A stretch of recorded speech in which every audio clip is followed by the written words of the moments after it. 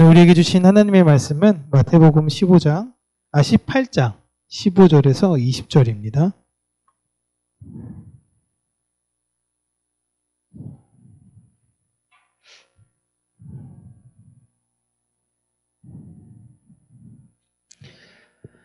우리 함께 읽도록 하겠습니다. 내 형제가 죄를 범하거든 가서 너와 그 사람과만 상대하여 권고하라. 만일 들으면 내가 내 형제를 얻은 것이요 만일 듣지 않거든 한두 사람을 데리고 가서 두세 증인의 입으로 말만 확증하게 하라. 만일 그들의 말도 듣지 않거든 교회의 말하고 교회의 말도 듣지 않거든 이방인과 세리와 같이 여기라. 진실로 너희에게 이르노니 무엇이든지 너희가 땅에서 매면 하늘에서도 매일 것이요 무엇이든지 땅에서 풀면 하늘에서도 풀리리라. 진실로 다시 너희에게 이르노니 너희 중에 두 사람이 땅에서 합심하여 무엇이든지 구하면 하늘에 계신 내 아버지께서 그들을 위하여 이루게 하시리라. 두세 사람이 내 이름으로 모인 곳에는 나도 그들 중에 있느니라. 아멘. 오늘은 교회의 법이라는 제목으로 하나님의 말씀을 우리 사랑하는 성도님들과 함께 나누도록 하겠습니다. 교회의 법의 기준은 우리가 다 알다시피 사랑입니다. 교회의 기준은 사랑이고요. 교회의 법은 사랑이에요. 오늘 본문은 그 사랑이 개인에게 적용되는 것이 아닌 공동체에게 적용이 되는 내용에 관해서 이야기를 하고 있는 것입니다. 마태복음 18장은 어린 아이에 관련된 내용을 연속적으로 계속 강해하고 주의하고 있는 내용인데 오늘도 그와 동일합니다. 교회는 가장 기본적으로 어린 아이와 같아야 한다라는 것입니다. 그 말은 순수하게 받아들여야 된다라는 것을 언제나 전제로 하고 있어요. 그런데 오늘 내용을 다소 살펴보면 좀 거친 측면이 있어 보입니다. 공동체에 행하는 사랑을 교회법으로는 칠의라고도 불러요. 이 칠의라고 이야기를 하면은 잘잘못을 따져서 잘못한 사람을 징계하는 것 이렇게 생각하곤 합니다. 근데 사람은 보시면 가까운 사람에게는 그 법의 적용이 있어서 좀 더 관대하게 하려고 하고요. 좀 잘 모르는 사람에게는 그 법에 엄격한 잣대를 대는 그런 경향이 있어요. 그러나 하나님께서 교회는 이 시대 속의 선지자로 하나님의 말씀을 바르게 전해야 하고 잘못된 가르침이나 잘못된 행동으로부터 그가 나와 아무리 가까이에 있는 사람이라더라도 그보다 더 큰 교회 공동체를 지켜야 하는 것입니다. 많은 논란이 되는 것이 바로 어떤 행동에 대해서 교회는 그 잘못을 어떻게 바로잡아야 되고 그 바로잡는 거에 대해서 얼만큼 징계를 해야 하는 것을 지금도 많이 논란을 삼고 있습니다. 그리고 이 논란이라니 시대에 따라서 계속 변할 수밖에 없어요. 그래서 교회는 이 공동체를 세워가기 위해서 논의하고 논의해야 되는데 무엇을 기준으로 논의하고 논의해야 되느냐? 바로 사랑을 기준으로 논의하고 논의해야 된다라는 것입니다. 오늘 본문을 보시면요. 형제가 죄를 범하는 것을 보았습니다. 그럼 일단 어떻게 하냐면 지적을 하라는 거예요. 권고하라, 권면하라 라는 뜻이죠. 그 죄를 그 형제에게 알려주라는 것입니다. 사람은 누구나 다 실수할 수 있어요. 문제는 그 실수를 내가 목격하거나 보게 되었을 때 가까운 사람이면 좀 감싸주고 싶을 수가 있습니다. 그러지 말라는 거예요. 그거에 대해서 분명히 감싸지 말고 지적을 해야 한다는 것이 첫 번째인데 너 그 행동 잘못됐으니까 고쳐 이렇게 말하라는 것이 절대 아닙니다. 형제가 죄를 범하는 것을 보았으면 당시의 형제라고 이야기하는 사람들은 유대인입니다. 유대인들은 잘못을, 죄를 범할 경우엔 반드시 무엇을 해야 했냐면 제사를 드리러 가야 돼요. 제사를. 너 하나님께 나아가야 돼. 이 이야기를 하라는 것입니다. 이게 권고예요. 권면이에요. 혹시 그 형제가 아직 그 율법에 대해서 무지해서 자신의 잘못을 모를 수 있기 때문에 알려주어야 한다라는 것이에요. 근데 내가 지적하고 너 뜯어고쳐라는 것이 아니라 너 빨리 그거 잘못된 것 같으니 제사장 물어보고 하나님께로 나아가라는 것입니다. 그런데 죄라는 것을 분명히 이 사람이 인지하고 있는데 제사를 안 드릴 수도 있어요. 그런 사람들은 내가 했던 말을 높은 확률로 무시하는 겁니다. 그렇게 되면 그 사람은요, 반복적으로 그 같은 죄를 저지르게 되거든요. 그때 나뿐만이 아니라 다른 사람도 그 상황을 목격하거나 알게 되는 것입니다. 그때는 그 사람과 함께 가서 하나님께 나아가야 돼 라고 한 번 더 권면하라 라는 것입니다. 그런데 이 형제는 그럴 생각이 없는 거예요. 그럴 경우에는 야, 이제 저 사람이랑 상종 못하겠네 라는 것이 아니라 이쯤 하면 그냥 개인적으로 관계 끊고 그냥 모르는 사람으로 지내도 되는데요. 굳이 이 문제를 가지고 교회에 알리고 공론화하여야 한다 라고 이야기를 하고 있습니다. 오늘날로 따지면 목회자가 조용히 만나서 이제 1대1로 권면을 하게 되는 거예요. 그런데 그거에 대해서 제대로 행하지 않습니다. 그래서 이제 당회가 함께 가서 장로님들과 함께 가서 권면하는 거예요. 근데 그럼에도 불구하고 거절해요. 그러면 교회는 공동회를 소집해야 한다라는 그런 의미로 비출 수 있는 것이죠. 한 사람의 출교까지 3번의 기회가 주어질 정도로 교회는 신중하고 신중해야 합니다. 이 내용의 핵심은 내가 지금 하나님 앞에서 잘 판단하고 있는가를 살펴보고 상대방에게도 하나님 앞에 당신이 잘 서 있는가를 권면해야 한다라는 내용을 이야기하고 있는 거예요. 교회는 기분과 감정에 따라서 누군가에 대해서 엄격한 법의 잣대를 한 번에 대는 것이 아니라 신중하고 신중하게 적용해야 된다라는 거예요. 즉, 그 앞서 더 중요한 건 우리 교회가 지금 하나님 앞에 잘 서 있는가라는 걸 생각해야 하는 것이죠. 이거에 있어서 참 칭찬을 들었던 교회가 누구냐면 바로 에베소 교회였습니다. 에베소 교회는 이걸 너무 잘했어요. 그래가지고 보고 판단하고 기회주고 그래서 결국 했는데 하나님께서 그들에게 혼냈을 때에 너희들이 진짜 잘했지만 놓치고 있는 게 무엇이냐면 그 7이 너희들이 행했던 그 법을 행했을 때에 사랑의 마음으로 했니? 라는 거예요. 에베소 교회는 너무 잘했어요. 이 사람이 잘했고요. 이 사람이 잘못했어요. 이건 너무나 근거를 잘 만들었어요. 그런데 그보다 앞서 사랑으로 했느냐라는 것입니다. 그 규정이 무엇이었느냐는 것은 정말 중요합니다. 율법에는요, 어떤 사람을 공동체에서 내보내느냐라는 규정이 정해져 있었습니다. 피부질환자들, 혹은 피를 흘렸던 사람들, 피를 흘리는 사람들, 심각한 죄를 지었던 사람들은요, 공동체에서 내보냈습니다.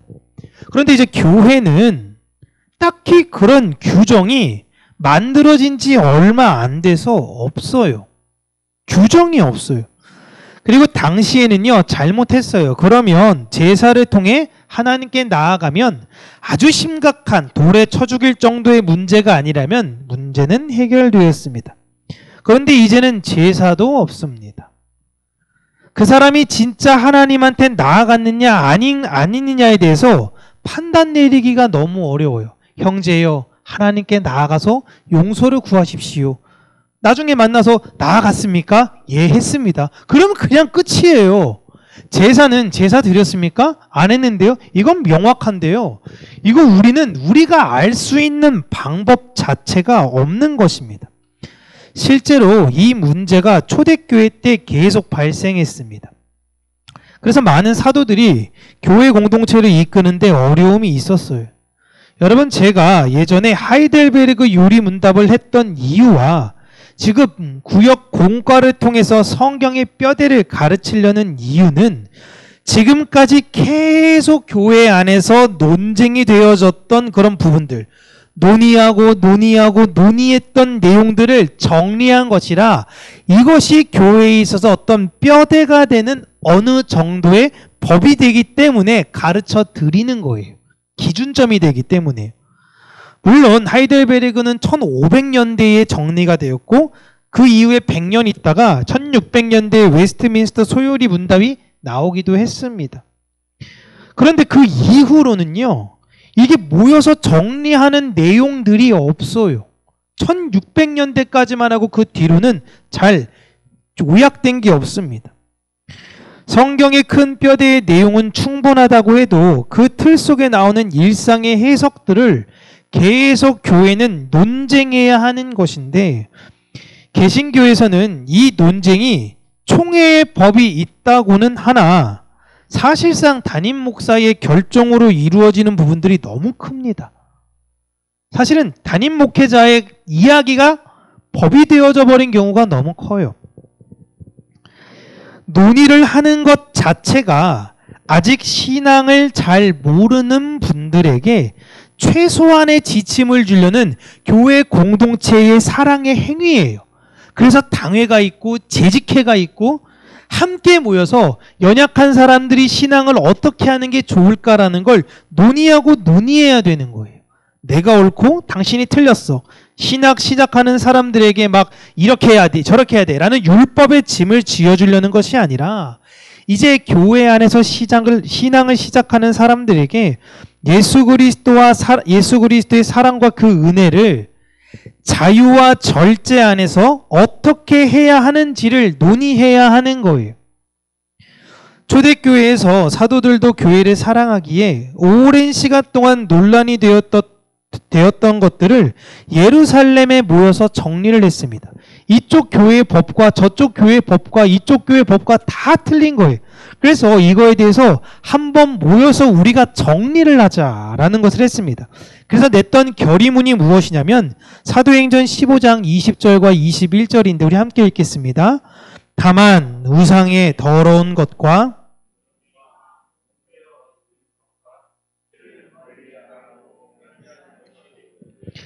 이는 예로부터 각 성에서 모세를 전하는 자가 있어 안식일마다 회당에서 그 글을 읽음이라 하더라. 아멘. 여기서 제가 굵은 글씨로 써있는 4개, 율법에 있어서도 아주 최소한의 지침만을 우리가 지키기로 결정을 내렸습니다. 그렇게 되지 않으니까 사람마다 자유에 대한 해석이 다르기 때문에 많은 사람들이 모이는 교회 공동체에서 나는 이런 자유가 있는데요, 난 내 마음대로 할 거예요, 저 사람이 저렇게 하는 게 전 너무 마음이 어려워요, 이런 것이 계속 끊임없이 부딪혔던 겁니다. 고린도 교회도 그렇죠. 우상에게 드렸던 그 제물의 음식을 먹는 게 맞습니까? 아닙니까? 경건한 유대인들은요, 이게 너무 힘들었던 거예요. 그런데 늘상 이걸 먹었던 자유로웠던 이방인들은 편했던 거예요. 그러니까 이거에 대해서 갈등이 생기니까 바울에게 물어봤던 거죠. 바울은 어떻게 하라고 결정 내렸나요? 먹어도 돼. 근데 난 안 먹을 거야. 이렇게 결정을 내려버렸어요. 그러니까 너희들의 자유에 대해서는 우리가 모든 걸 먹을 수는 있지만 더 중요한 건 믿음이 연약한 사람들을 위한 배려가 더 중요하다라는 이야기를 했던 거예요. 이런 논의를 계속적으로 했어야 되는 거예요. 교회 공동체에서 내가 누리는 자유로 다른 이들의 시험에 빠질 수도 있게 하는 것이기에 그 배려를 위해서 만든 최소한의 것이 바로 법입니다. 그 법을 적용시키는 가장 중요한 이유는 하나님 앞에 내가 서 있는가라는 걸 확인하라는 거예요. 내가 우상에 더러운 것, 음행, 목매어 죽인 것, 피, 아주 최소한의 이것을 넘어서서 내가 지금 하나님 앞에 옳게 행동하고 서 있느냐, 내가 지금 누릴 수 있는 이 자유가 하나님 앞에서 옳은 것인가, 다른 이들을 섬기며 배려하고 있는 것인가, 나는 지금 하나님을 사랑하고 이웃을 사랑하고 있는 것인가? 라고 스스로 생각하는 것이 법의 가장 중요한 취지예요. 법을 만든 이유예요. 그리고 이 법을 만들 때도 어느 개인이 하는 것이 아닌 하나님 앞에 서 있는 자들이 함께 만들어 가야 한다라는 거예요. 내가 볼 땐 저 사람 저거 잘못한 것 같아. 근데 저거 어떻게 생각해? 난 괜찮은데? 아, 그래? 그럼 나만 그런 건가? 하고 생각하는 거예요. 근데 나 자꾸 불편해. 저 사람 저거 어때? 라고 얘기했는데 너 이상하게 잘못된 것 같아. 여러 사람들한테 물어보면 그렇게 하는 게 좋지 않은 것 같아요 라고 권면할 수도 있는 거예요. 그게 아니면 나중에 교회에 가서 공론할 수도 있는 그런 부분인 것인 거죠. 그래서 예수님께서 말씀하시는 오늘 우리가 읽었던 본문 마지막에는요, 이런 말씀을 하십니다. 두세 사람이 내 이름으로 모인 곳에 내가 그들과 함께 하겠다라는 것이었죠. 교회는 법을 만들 수밖에 없습니다. 공동체이기 때문이요. 그런데 왜 이런 법을 만들었습니까? 라는 걸 누군가 질문을 할 때 우리가 다 연약하기에 하나님께서 세우신 공동체원을 서로가 서로를 배려하기 위해 사랑의 마음으로 이 법 하나하나를 만들었습니다. 라고 이야기를 해야 한다라는 거예요. 내가 옳고 네가 틀려. 무조건 내 말대로 해. 아니면 당신도 목사하든가. 이런 것이 아니에요. 함께 만들어가고 함께 세워야 하는 것입니다. 이건 비단 교회에서만 적용하는 것이 아닙니다. 여러분, 가정의 법은 누가 만듭니까? 가정법원에서 만들어줍니까? 가정의 법은? 옛날엔 가정의 법은 그냥 다 아빠가 만들었어요. 아버지가 말하는 게 그냥 법이었습니다. 그래서 다 집안마다 법이 다 틀리잖아요. 근데 실상 이 내용을 적용하면요, 법은 누가 만들어야 되냐? 남편이 아니라 부부가 함께 만들어야 한다는 것입니다. 왜요? 누구를 배려하기 위해서? 연약한 자녀들을 배려하기 위해서. 힘이 가장 강한, 경제력이 가장 강한 아버지가 배려해야 된다라는 것입니다. 함께 만들어야 된다라는 거예요. 그것이 없이 그냥 기분과 감정에 따라서 이루어지는 가정은요, 그 아이들이 불안정해집니다. 그리고 그 자녀들은 동일한 걸 학습해요. 힘이 센 사람이 법이 되는구나. 아, 나도 우리 아버지 닮아서 힘 센 사람 돼야지. 그래서 다른 사람을 짓밟을 거야. 내 마음대로 할 거야. 근데 여러분, 하나님 나라는 절대 그러지 않습니다. 위대하시며 가장 힘이 강하신 하나님께서 보잘것없고 죽을 수밖에 없는 우리를 배려하시고 사랑하셨어요. 죄인이며 여자인 교회, 그런 우리를, 아무런 자격 없는 우리를 그 규칙, 교회의 법이라는 규칙을 세우는데 우리를 초청하셔서 함께 만드신 것입니다. 두세 사람, 너희들이 만든 그곳에 나도 너희와 함께 있을 거야. 실상 법은 하나님이 만드시는데 너희들이 공동체를 사랑해서 만든 그 법에 나도 함께 참여할 거야 라는 이야기를 하신 것입니다. 초대교회로 돌아가자, 교회가 가장 많이 하는 슬로건인데요. 진짜 초대교회로 돌아가야 하는 그 의미와 의도가 무엇인지 사실 저는 잘 모르겠어요. 초대교회는요, 아주 기라성 같은 분들이 가득했습니다. 베드로, 바울, 요한, 이분들을 제외하고도요, 당시에 권위 있는 지도자들이 너무나 많았습니다. 그런데 이들의 특징이 서로가 서로를 질투하지 않았어요. 함께 모여서 교회를 어떻게 하면 더 잘 섬길까? 교회를 어떻게 하면 더 잘 세워갈까? 이걸 고민하고 토론하고 그 안에서 더 많은 사람들이 예수님을 풍성하게 알 수 있도록 배려하고 애썼습니다. 그렇게 해서 나온 결과물이 바로 이 법이었던 거예요. 4가지 법. 그게 중요한 겁니다. 주님은 교회 공동체에게 그걸 만들어 가야 한다라고 말씀하신 거예요. 연약한 사람을 위해서 교회에 먼저 부름받은 자들이요, 이러한 것들을 만듦으로 그들을 배려하십시오라는 거예요. 갈라디아에 보낸 편지에 바울이 베드로를 공개적으로 책망하는 장면이 나옵니다. 이방인 앞에서 외식했던 그의 행동을 지적했는데요. 오늘 사실 예수님이 말씀하신 걸 따르면 바울이 좀 따로 가서 베드로에게 먼저 권면해야 되는 거잖아요. 그렇게 하시면 안 돼요. 회개하세요. 라고 해야 되는데 아주 시작부터 편지를 줘가지고 모든 사람이 다 알 수 있게 공개적 망신을 주고 있어요. 베드로가 당시에 거의 원탑이었습니다. 기분이 정말 좋지 않았을 거예요. 나 무시하나? 이게 뭐 하는 거지? 자신을 나무란 바울을 다시는 안 볼 수도 있었어요. 그런데 베드로는 그러지 않았습니다. 자신의 잘못을 인정해요. 교회 안에 그것을 나눠요. 여러분, 제 연약함입니다. 저를 불쌍히 여겨주세요. 이게 베드로의 태도였습니다. 바울은 1차 전도 여행 때 바나바와 함께 갈 때 마가복음을 쓴 마가도 함께 데리고 갔습니다. 근데 마가가 이게 지금처럼 뭐 기차 타고 뭐 비행기 타고 이런 게 아니니까 너무 힘들어요. 그리고 바울이 약간 완벽주의적 성향이 강하기 때문에 함께 있는 게 너무 어려워서 중간에 도망갑니다. 전도 여행 갔다 도망갔어요. 그래서 나중에 돌아온 다음에 이제 바울이 이제 2차 전도여행 가려고 할 때에 바나바가 이제 마가도 한 번 더 기회를 주고 같이 갑시다. 바나바는 참 유한 분이죠. 같이 갑시다. 얼마나 좋아요? 근데 바울은 거기에 대해서 말도 안 된다고 이야기합니다. 이 사람은 싹수가 안 돼. 아주 그냥. 그래가지고 바나바와 바울이 이걸로 다툽니다. 그래서 바나바는 실라를 데리고 가고요. 바나바는 마가를 데리고 가요. 바울의 성격이 그냥 거친 것이죠. 거친 것. 네. 물론 성경의 관점은 바울을 통해서 가지만, 그런데 바울이 죽기 전에 디모데에게 편지를 보내면서요, 내가 이제 얼마 안 있으면 죽을 것 같은데 이제 보고 싶은 사람들이 쭉 이야기할 때 꼭 데리고 오라고 한 사람 중에 한 명이 바로 마가였습니다. 마가는 꼭 데리고 와. 마가는 꼭 데리고 와. 내가 그를 너무 보고 싶어. 나는 정말 그를 신뢰해. 라고 이야기를 해요. 모두가 다 신앙 지키기 힘들다고 다 떠날 때 마가는 그 자리를 지켰어. 내가 젊은 시절에 왜 마가를 그렇게 책망을 줬을까? 참 사람이라는 게 잘 모르겠다. 여러분, 교회 안에서 다툴 수 있어요.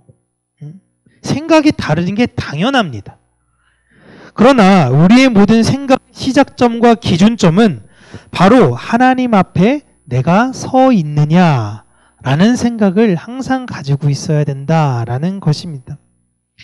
지금 이 시대는 사사 시대와 같이 각자가 왕으로 자기 소견에 옳은 대로 행하는 시대인 것 같습니다. 그런 시대에 예수님은 우리의 왕이신 하나님 앞에 내가 다른 이들을 배려하고 있는가? 우리의 기준은 하나님 마음을 기준으로 삼고 있는가를 생각하라 라고 다시금 우리에게 이야기하시는 것 같아요. 교회 안에 법이 하나하나 지켜져 가는 것 너무너무 중요합니다. 그런데 그 법을 우리가 실행할 때마다 우리가 하나님 앞에서 진정한 사랑으로 이런 것들을 잘 하고 있는가? 나는 내 자유로 다른 형제들을 배려하기 위해서 잘 하고 있는 것인가를 잘 생각해서 하나님 앞에 성숙되어지는 평강교회, 더 나아가 우리나라의 모든 교회가 그렇게 되기를 주님의 이름으로 축복합니다. 기도하겠습니다. 사랑의 하나님 아버지, 하나님께서 우리에게 그 사랑의 법을 주시고 우리 또한 그 사랑의 법으로 다른 이들과 함께 나누며 적용하라 하셨으니 우리가 내가 먼저 하나님 앞에 서 있는 자가 아닌가, 내 안의 연약함, 내 안의 들보를 먼저 바라보는 자가 되게 하여 주시고, 혹여나 연약한 사람이 있다면 그를 사랑하며 그를 아끼는 마음으로, 그를 살리고자 하는 마음으로 조심스럽게 권면하고 그에게 다시금 복음의 빛을 전해주는 자들이 되게 하여 주시기를 간절히 간구하고 소원합니다. 저마다 왕이라고 외치는 이 시대 속에 우리에게 왕은 하나님밖에 없음을 이 세상에 보이며 언제나 겸손한 모습으로 하나님, 왕이신 하나님께서 우리에게 주신 그 명령들을 잘 실행해 나아가는 우리 평강교회 그리고 한국교회가 될 수 있도록 은혜 허락하여 주시며, 특별히 그 안에 말씀을 맡고 교회를 담당하고 있는 권위자들에게 하나님께서 지혜 주시고 은혜 허락하여 주셔서 하나님 앞에 먼저 자신의 모든 것들을 의탁하고 맡기며 나아가는 자들이 될 수 있도록 그 겸손하며 지혜를 허락하여 주시옵소서. 예수님 이름으로 기도합니다. 아멘.